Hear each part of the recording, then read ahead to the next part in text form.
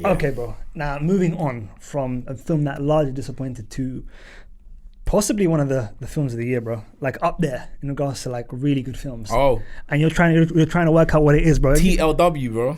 TLW for sure. The Long Walk, directed by Francis Lawrence, who's directed many great films. One of my favorites, bro. One of my freaking, bro. I feel my whole day. Constantine. He directed that, bro. Oh, Good movie. what a movie, bro. What a movie. One of the best edited movies I've ever seen in my life, bro. How about that? I'll put that out there. You know what I'm saying? Again, this Even with the CGI from that age, you're still... Hey, listen, bro. Don't say anything bad about bro. I'll fight you right now, bro. I'll flip this table, bro. Right now, bro. You know what I'm saying, bro? I'll close the distance right now on you, bro. Honestly, right now. Don't you dare, bro. Don't you dare. And he's obviously created a film that is an adaptation of a Stephen King novel, The Long Walk. And bro, he absolutely hit out of the park, bro. This film is so great. This film is people walking and talking, and is one of the most compelling nights of the cinema I've had in a long time. This film was so good, I went to 2 screenings for this. You know what I'm saying?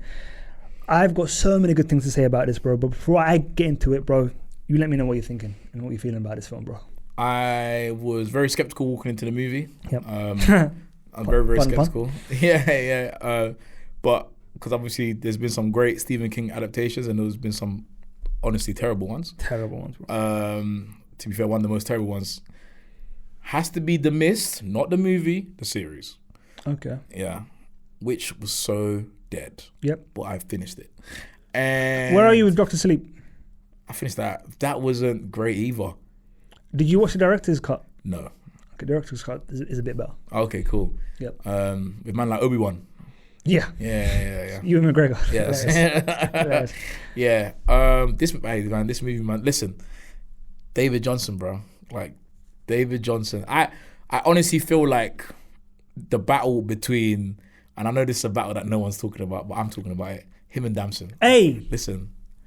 I want to see Those are my 2 brothers, man. I want to see them 2 together in a movie, bro. Oof. Because I don't feel like it's happening. Like I don't feel like they're being pitted against each other. No, not at all. But I want to see David Johnson in more stuff because this guy is incredible, man. And it's like when the film was kind of like starting, I was thinking like, oh, because obviously I saw him in a lot of the trailers. Yeah. I thought maybe it's not really going to be too much about him. Yeah. But that guy is literally the glue between all of the characters that we have on the front line whilst the walk is going on. And he's just great, man. He's great. Accent's great. Like just the way he delivers his lines, the way, and he's got such a kind of way that he reacts with his face. You know what I'm saying? That you can see the kind of drama, like the drama, like or he says things without even having to say it, basically. Yeah. And because obviously the guy, I forgot the main character's name. Cooper Hoffman. Him, yeah. I don't think he was that great. I'm gonna be honest. You don't think he's great? I thought he was good. I think he was good, but I don't think he was that great. Yeah. I think the issue is David Johnson was so good you're thinking he was bad. But also, bro, he was good. But David Johnson was just that better. Bro. Yeah, he was nuts, bro. And then my man from Karate Kids, Ben Wang, star bro, boy. That New York accent was hilarious, bro. So funny, bro. Star so boy. Good.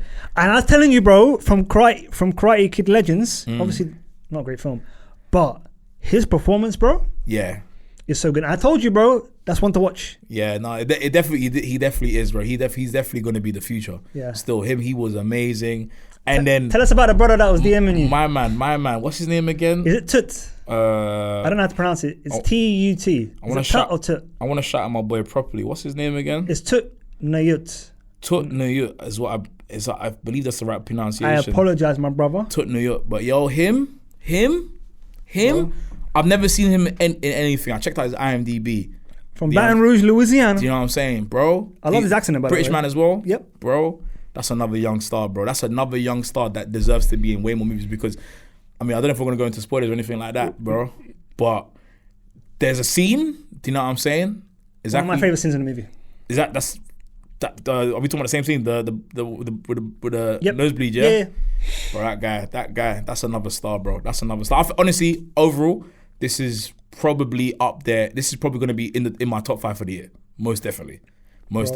And I love it. I'm not mad at that at all. And obviously Mark Hamill, do you know what I'm saying? Hilarious in this movie. Yeah. You know, like, yeah, do you know what I'm saying? He's like, fuck you, Captain, or whatever. He's like, that's right, boy, that's right. That's the spirit. Yeah, he was hilarious, bro. Yeah. But overall, man, fantastic time. Bro, let's get into the plotting. For me, bro, it's what I love about the book and what I loved about the movie is it's such a simple premise, bro. And this is what we need to get back to. You know what I'm saying? Because we're talking about this at Jaws. We need to go back to a time where we have simple stories told really well, bro. Show, don't tell. You know what I mean? Make me feel something, bro, when I go into the cinema, yeah? This film is very simple, bro. You know what I mean? You got to walk. You cannot stop walking, bro. You cannot go under 3 miles an hour. You know what I'm saying? And you cannot stop for love nor money. You know what I mean? You can't even stop to do number 1 or number 2, as I said in my review. That's crazy, isn't it? Which is mad, bro. And the drama that is pulled from this film, simply from people walking and talking, is outstanding, bro. You know what I'm saying? There's many complex ideas about the world and our times and stuff like that. And bro, like this film, some of like the thematics of the film, like go into stuff that's happening right now, bro, today in our times, bro. You know what I mean? What is America, bro? You know what I mean? The great America lie, bro. You know what I mean? What is history? A lie agreed upon. All that kind of stuff, bro, is all mixed up in this film, bro. You know what I'm saying? And all spoken about in one way or another, bro. And again, characters talking about their reasons for being part of the long walk. You know what I'm saying? Is it money? Is it to like do something for their family? Is it like, you know what I mean? Like David Johnson's characters, like to do something good. Yeah. You know what I mean? With his wish and with the money, stuff like that.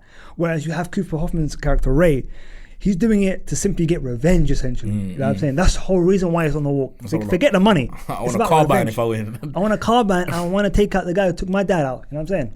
So it's all that kind of stuff. You have people there writing a book, you know what I mean, to try and make money, even though it's ridiculous because you're going to get money anyway and stuff like that. Yeah. And you're probably going to die.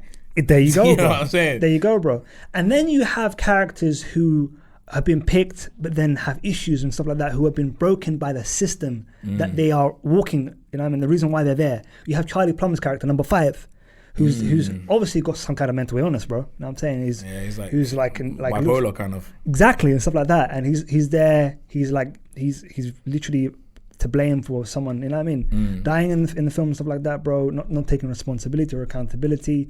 You have like a Native character, a Native American kind of character and stuff like that. And again, it's so great to see the interplay between which I love, by the way. I love there was a moment with his character that I loved because obviously my guy, the main guy, is saying about I want to get to the city so I can see my mum, and he was saying like I've got no one to see. I'm not even in my state. You know what I'm saying? That kind of thing. You know, which speaks volumes. You know what I'm saying? On why he's doing the walk. Do you know what I'm saying? For what reason? And even, I mean, this is going into a spoiler. Let's get into it, bro. But like the character that's the son of the major. Yes. Why was he walking? He said he was walking so he can essentially be accepted by his dad because he was like a quote unquote bastard. Yeah, because he said he's got men. He was like, there's loads of us. There's loads of us, kind of thing. And I thought in the first screen I went to, when he said that, and then it cuts to Mark Hamill as a major, people started laughing because Mark Hamill was just standing there like, yeah, I did that. Or the great scene was when they were walking, they were fucking knackered, and it flashed like a scene on the billboard saying, "Next time, take a taxi." Yeah, you laughed at that one. I was like, that is funny, bro. That is funny. I don't think people in the cinema got it though. Yeah, unfortunately, you know civilians. You know what I'm saying? they weren't getting the cue, bro. But bro, the train line was hilarious. Yeah, bro. Honest, bro. Oh, was it train? Yeah, it was train. Yeah. But I can't like that storytelling because the fact that I could watch a movie about people walking for like 4 or 5 days, by the way. Yes. At a certain pace. And that's all the movie's really about. Yes. And I was watching one of Johnson's interviews, and I think someone asked him like, how long was you actually walking for every day? And he said probably about 8. We did probably about 8 miles a day. Ain't a joke, you know.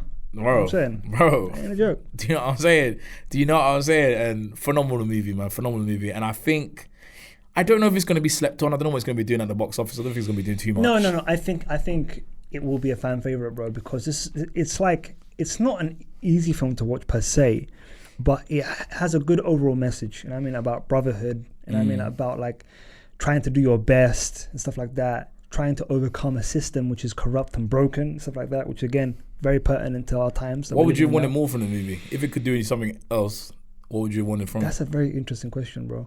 I would have. For me, I think the prevailing thing for me is maybe to have more external forces trying to stop the long walk would have been interesting to have. It would have been different to the actual book. People trying to like maybe sabotage the game, stuff like that.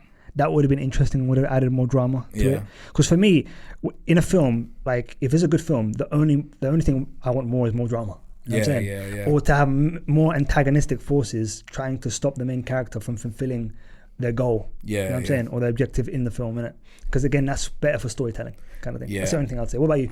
I think probably echo the same thing, because I think they did it subtly, like things like when his shoes kind of ripped and he had to start walking in his socks and just keep walking.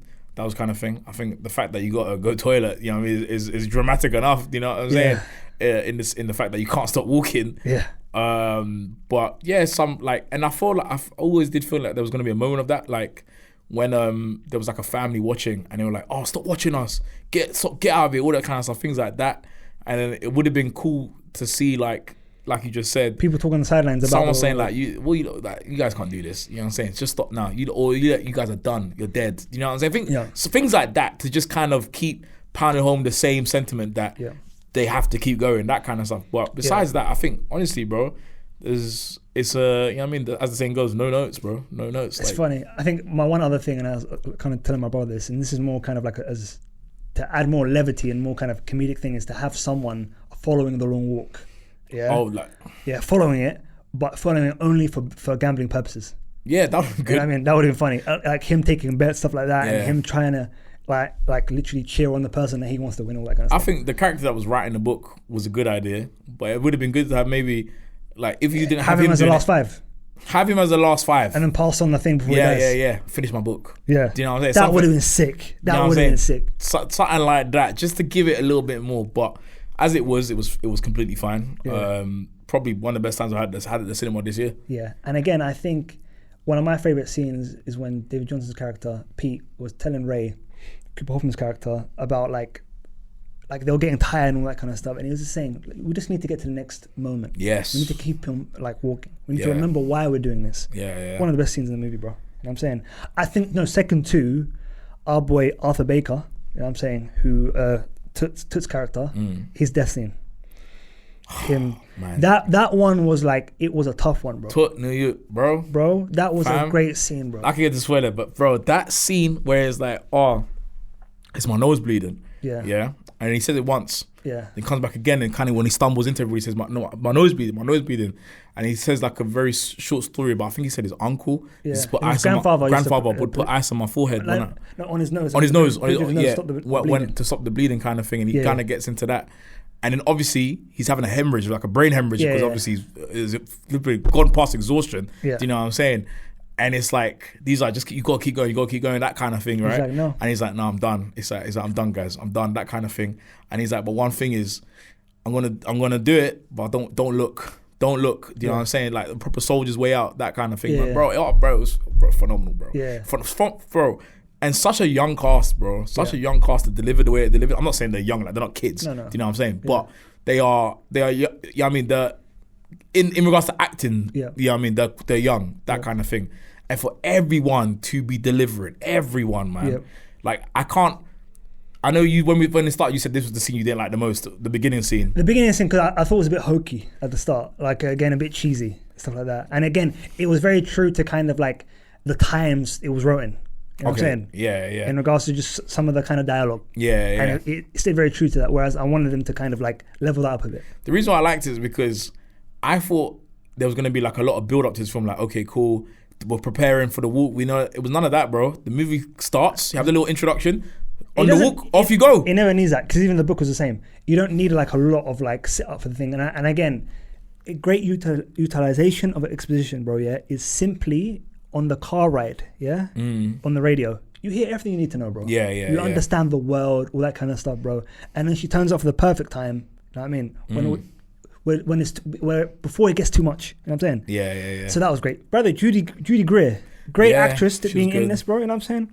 Again, 2 scenes, but she was great in both her scenes. Yeah, she was really good. She's really good, man. Honestly, man, it's a movie that I hope a lot of people go out and watch it. Oh, please, man, please. Like, don't walk but run. How about that? You know what I mean? That's a bit cheesy line, but yeah.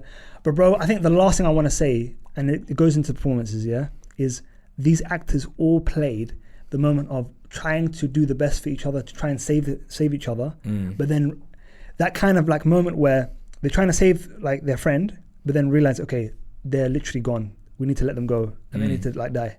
Otherwise, we're not going to survive. Yeah. That kind of like split-second moment was always acted so well, and it was perfectly done in Arthur Baker's that kind of death scene. I mean, Tutnayut's kind of death scene, where they were like, no, keep on walking. He's like, no. And that moment when you can literally see Cooper Hoffman and David Johnson's character like both like, oh, we have to let him go. Yeah. And it kind of like it kills them, bro. And wonderfully shot, where it's literally like you see Arthur's character kind of go disappear into the distance. You just see him literally put his arm around, don't worry, man. You know what I mean? Yeah. We'll go keep on going, stuff like that. And they're both visibly like, that was the one definitely that literally ruined both of them, bro. You know what I'm saying? They were quiet for a long stretch before the end, before they got to the sea. Yeah. No, honestly, what a movie, bro. I can understand why you watched it twice. Oh, it was so good. But like the first time watching it, I was like, immediately when I finished it, I was like, I need to watch this again. Yeah. That's how I feel right now. There you go, bro. We didn't rate High Slows, by the way. Oh. Let's not, bro. We don't want to violate, but we'll definitely rate this one, bro. Yeah, we'll definitely rate this one. For me, bro, easy, bro. Easy. Like for me, on the first watch, it was an 8. Bro, I'm happy to say this is an 8.5, bro. I agree. Oh, bro. Because the thing is, like, I'll be rewatching this. Inshallah, I want to rewatch this with my kids. Stuff like that, bro. Great. Wonderful lessons in this film, bro. Yeah. You know what I'm saying? What about you? I think I'm pretty much the same, 8.5. I think 8.5. I think anyway, it could have gone to a 9 is if, again, we had a bit more dramatic scenes kind of happening in there. But I think overall as a story that's being told, overall as the way it's shot, overall as like the acting, it's an easy 8.5, easily. Easy. I think after about 40 minutes in, I was like, oh, this is one of my favorite movies of the year. Straight, you know what I'm saying? So for me to say that 40 minutes into a movie, but and I've still got, you know what I mean, at least another hour left, I'm more than happy to say that's an 8.5 movie. What a glowing endorsement of the film, bro.